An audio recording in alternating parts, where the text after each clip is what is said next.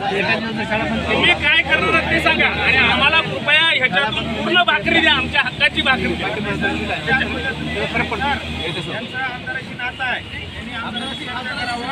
सगळ्याशी नातं आहे त्यांचा सुद्धा 20% हा आमचा अपमान नाही सर.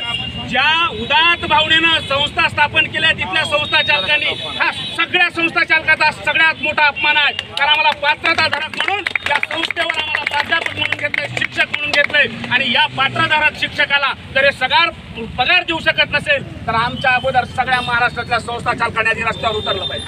पाठीमागं काय झालं आम्हाला माहिती नाही, काय लिहून दिलंय आम्हाला माहिती नाही, पण जेव्हा सरकार कायम शब्द काढतं आणि आमच्या खात्यावर जर SBI बँकच्या अकाउंटवर जर सरकारनं 20% 40% पगार टाकला असेल तर आम्ही सरकारचे कर्मचारी आहोत आणि म्हणून संस्था चालकांनी हा अतिशय गांभीर्यानं मुद्दा घ्यावा अशी आपणास विनंती आहे सर. आणि महाराष्ट्रातल्या संस्था चालकाकडून उद्या निर्णय झाला पाहिजे की सोमवारपासून 100% सगळ्या महाराष्ट्रातल्या शाळा बंद करा.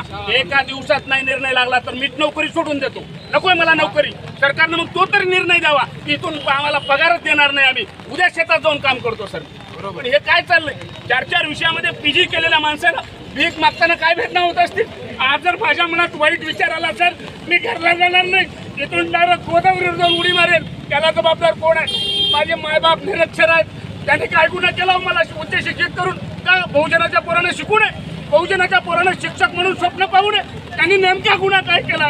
म्हणून माझी विनंती आहे तमाम या व्हिडिओच्या माध्यमातून महाराष्ट्रातल्या सगळ्या संस्था चालकांना माझी आग्रहाची विनंती आहे, पाय जोडून आमच्या पोटाला जशी तुम्ही भाकर दिली संस्थेवर नोकरी विचार करा. एक पत्रक काढा फक्त. संस्था स्थापन करताना किती उदात्त विचाराने तुमच्या डोळ्यासमोर महात्मा फुले होते, तुमच्या डोळ्यासमोर छत्रपती शिवाजी महाराज होते, तुमच्या डोळ्यासमोर सावित्रीमाईचा संघर्ष होता. एवढ्या संघर्षातून या महाराष्ट्रातल्या संस्था उभ्या राहिल्यात. या संस्थेमध्ये बहुजनाची पोरा डॉक्टर झाली, इंजिनियर झाली. एवढा अभिमानाचा इतिहास या शिक्षकांनी निर्माण केलेला असताना या शिक्षकाला जर भीक मागायची वेळ येत असेल तर शासनाचा खुर्चीवर नैतिक अधिकार नाहीच आहे सर. परंतु माझी हात जोडून विनंती आहे, ज्यांना 100% पगार आहे ती एकजूट जर एकत्र केली, जशा जुन्या पेन्शनसाठी सगळा लढा तीव्रतेनं होतो आहे तसा आम्हाला पहिलं पगारीवर आणा. आम्हाला आमच्या हक्काचा पहिला पगार द्या आणि मग बघा तुमच्या सोबत सुद्धा आम्ही ताकदीनं बाकीच्या प्रश्नासाठी लोक. म्हणून माझी आदरणीय सरांना सगळ्यांना विनंती आहे, कदाचित हा सात्विक राग आहे साहेब, या रागाच्या भरात काही जास्तीचं गेलं असेल तर माझे मायबाप म्हणून तुमच्या समोर मी माझं दुःख मांडतोय.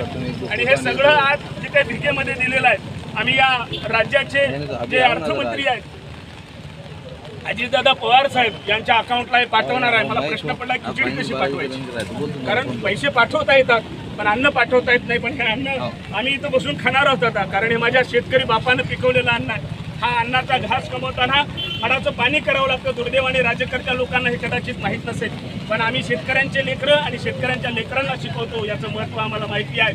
आणि म्हणून शासनकर्त्यांना माझी विनंती आहे, हे सगळी भिकेचे पैसे तरी घेऊन आमचा टप्पावाढीचा शासन आदेश लवकरात लवकर नव्हे पुढच्या आठवड्यामध्ये, आणि तोही सोमवारच्या दिवशी जर नाही निघाला तर तमाम 72,000 शिक्षक हे पूर्ण आता रस्त्यावर उतरतील आणि त्यांच्यासोबत विद्यार्थी असतील, संस्था चालक असतील, शिक्षक असतील आणि महाराष्ट्रामध्ये एक मोठं जन आंदोलन छेडल्याशिवाय आता आम्ही गप्पा बसणार नाही.